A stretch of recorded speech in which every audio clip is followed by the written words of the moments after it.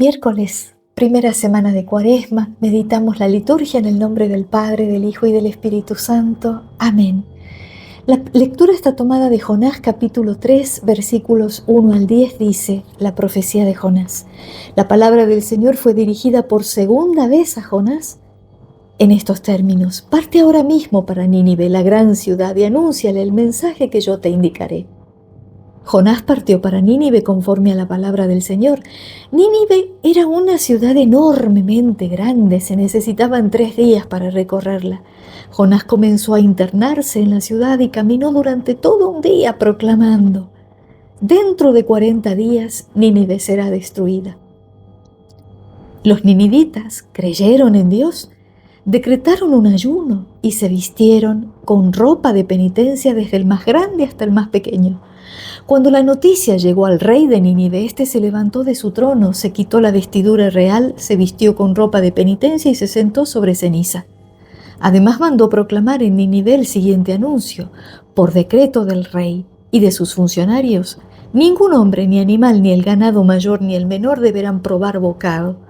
No pasten ni beban agua, vístanse con ropa de penitencia, hombres y animales, clamen a Dios con todas sus fuerzas y conviértase cada uno de su mala conducta y de la violencia que hay en sus manos. Tal vez Dios se vuelva atrás y se arrepienta y aplaque el ardor de su ira de manera que no perezcamos.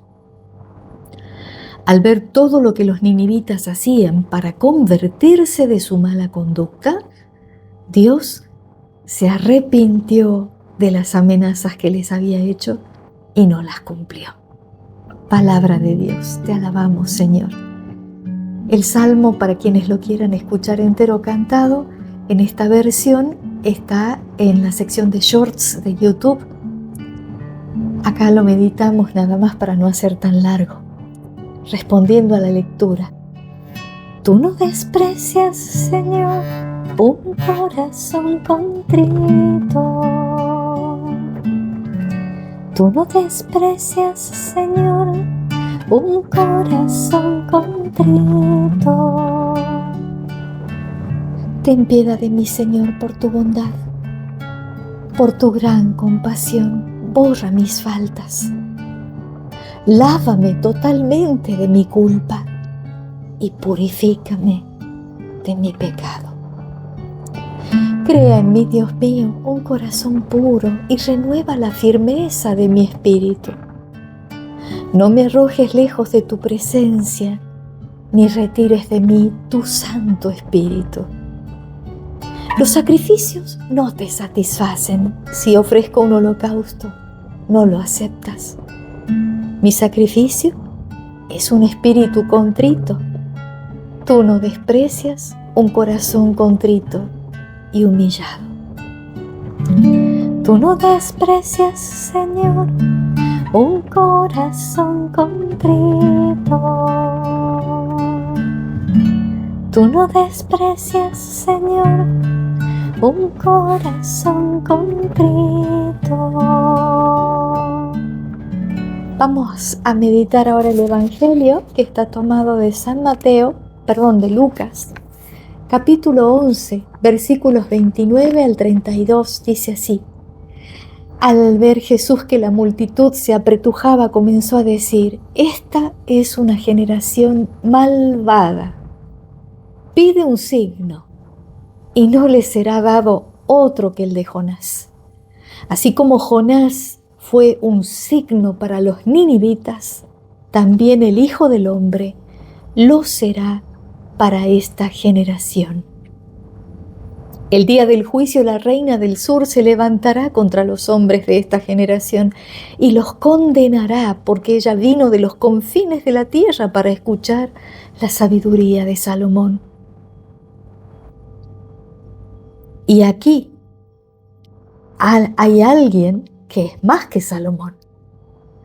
El día del juicio, los hombres de Nínive se levantarán contra esta generación y la condenarán, porque ellos se convirtieron por la predicación de Jonás. Y aquí hay alguien que es más que Jonás.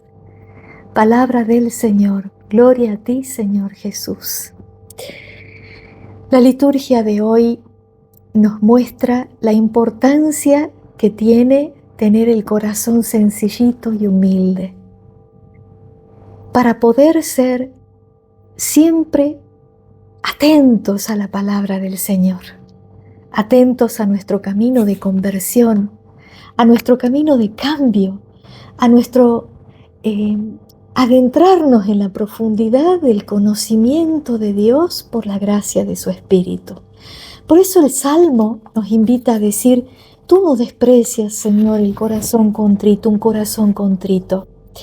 Y es el Salmo 50 que David recita y compone porque a raíz de sus pecados, lo que hablábamos en algún momento, David siempre vuelve a Dios. Esa pobreza de espíritu que hace que el hombre haga de Dios el centro de su vida es lo que le permite ser apto, humilde, sencillo, para estar siempre atento a Dios y cuando cae, levantarse corriendo a buscarlo a Dios, que es lo que hacía David. Y por eso David le dice: por tu gran compasión borra mis faltas, lávame totalmente de mi culpa, crea en mí un corazón puro, renueva la firmeza de mi espíritu. No retires de mí tu Santo Espíritu. Decíamos en un momento que el pecado grave, el vivir en pecado grave, hace que el Espíritu Santo que hemos recibido en el bautismo ya no pueda convivir en nuestro interior, porque el pecado y Dios no pueden convivir. Entonces, por eso es que David le dice: renueva la firmeza de mi espíritu, crea en mí un corazón puro y no retires de mí tu Santo Espíritu. Y entonces es ahí cuando habla del corazón contrito que vuelve a Dios, ¿no? Toda esta cuaresma, esta cuarentena, estos 40 días que nos van adentrando en este desierto junto con Jesús, nos llevan a eso, ¿no? A reflexionar cuáles son todavía las cosas que tenemos en nuestro interior o en nuestra vida espiritual a las que les falta redención, a las que les falta en el sentido, dije la palabra redención, pero lo que quiero significar es aquellas cosas que todavía debemos purificar, para salvar, para que seamos salvos, para que seamos santos, para que seamos santos porque Dios es santo, como nos pedía en la liturgia de estos días pasados, ¿no? Ustedes serán santos, el libro de Levítico decía, capítulo 19, ustedes serán santos porque yo, el Señor su Dios, soy santo. Entonces, qué importante ver todavía de qué cosas tenemos que pedirle al Señor que nos purifique y pedirle que a través de su Santo Espíritu en nosotros lo haga. Por eso cuando estamos en pecado grave, correr al sacramento de la reconciliación, de la confesión de los pecados. Porque Cristo nos absuelve a través del sacerdote y el alma queda liberada, uno se siente livianito. Se saca todos los pesos de encima. Hay gente que anda con el alma, con una mochila enorme, cargando peso y peso y peso por años, a veces 50 años sin confesarse. 15, 20 años sin confesarse, no. Por eso uno de los preceptos de la Iglesia dice confesarse al menos una vez al año, para Pascua de Resurrección y cuando hubiere peligro de muerte. ¿Por qué? Porque justamente como fruto de la Cuaresma es cuando más nosotros al interiorizarnos, al hacer más silencio para estar solo en la compañía de la palabra de Dios, escuchar la palabra de Dios, orar más, ayunar. Todo eso nos va permitiendo descubrir cuáles son nuestros puntos flacos que todavía necesitamos ajustar de acuerdo con la voluntad de Dios. Y fruto de ese redescubrimiento y del conocimiento de uno mismo, con la gracia del Espíritu Santo, del Espíritu de Jesucristo, comunión del Padre y del Hijo que habitan en nosotros, poder por la gracia del Espíritu, como le pide David, no retires de mí tu Santo Espíritu, poder afrontar una conversión continua, el camino de la conversión de todos los días, ir mejorando, ir creciendo espiritualmente. A medida que más lo dejamos a Dios obrar, más vamos a crecer. Pero para dejarlo a Él obrar, nuestro ego tiene que disminuir. Tenemos que ser pobres de espíritu. El ego abajo, Dios obrando y la conversión creciendo, la santidad aumentando hacia la vida eterna. Este camino de simpleza, de sencillez, de entrega en Dios, es lo que llevó a los ninivitas, pese a ser un pueblo pagano, que no tenía nada que ver con el pueblo hebreo, que no conocía al Dios hebreo en el sentido de seguirlo, no lo reconocía. Sin embargo, cuando reciben la predicación de Jonás, se convierten, ¿no? Y lo mismo lo que Jesús, eso es lo que vemos en la primera lectura justamente de la profecía de Jonás, donde vemos que él dice, en 40 días Nínive será destruida, y se ponen en ayuno, se ponen sobre cenizas. El rey decreta que nadie coma ni beba, y Dios ve la conversión, ve la docilidad de esos corazones, y termina diciendo, y se arrepintió de las amenazas que les había hecho y no las cumplió. El amor de Dios y su misericordia son infinitas, y lo único que esperan es que volvamos a Dios. Cuando caemos, volver a Dios. Los ninivitas se portaban tan mal que Dios les manda este mensaje, aunque no era el Dios de ellos. Y sin embargo ellos lo escuchan y creen en la predicación de Jonás. ¿Qué es lo que dice Jesús en el Evangelio? Cuando viendo que la gente se apretujaba por seguirlo, por escucharlo, ¿no? Se da cuenta de que ellos solamente lo seguían con determinado interés de buscar un signo, ¿no? No por la predicación de Él. Y por eso les dice, generación malvada, ustedes piden un signo y no les será dado otro más que el de Jonás. Y en el día del juicio, la reina, dice acá, del sur se levantará contra los hombres de esta generación, porque también en el Antiguo Testamento leemos cómo la reina del sur, ella no era tampoco del pueblo judío, pero al escuchar hablar de la sabiduría de Salomón, emprende todo un viaje, ¿no? Y con regalos incluso, cuando va y se encuentra con Salomón y dice, verdaderamente tu Dios te ha dado una gran sabiduría. Y lo reconoce el poder de Dios, pese a ser ella pagana. Por eso Jesús dice en el Evangelio, la reina del sur se levantará contra los hombres de esta generación. Los ninivitas se levantarán contra los hombres de esta generación. ¿Por qué? Porque dice Jesús, aquí hay alguien que es más que Salomón, aquí hay alguien que es más que Jonás. Y la reina del sur se convirtió por la predicación, por verlo a Salomón, por ver la sabiduría que Dios le daba a Salomón. Los ninivitas se convirtieron por escuchar lo que Dios le había dicho a Jonás, y por la predicación de Jonás se convierte. Sin embargo, los judíos lo tenían a Jesús como lo tenemos nosotros, y no lo escuchaban. Pedían un signo. Una vez un sacerdote nos decía, hay que buscar al Dios de los milagros y no los milagros de Dios.